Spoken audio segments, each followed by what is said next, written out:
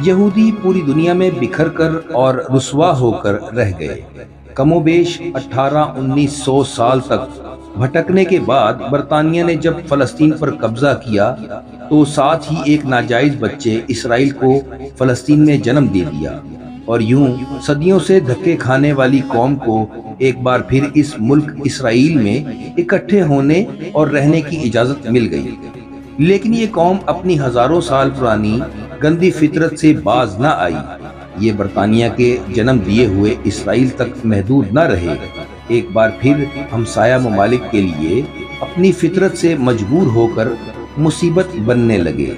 5 جون 1867 عیسوی کو اس نے شام کی گولان کی پہاڑیوں پر قبضہ کر لیا۔ 1968 میں اردن کے مغربی کنارے پر قابض ہو گئے۔ اسی سال مصر کے علاقے پر بھی کنٹرول کر لیا۔ آج اس قوم کی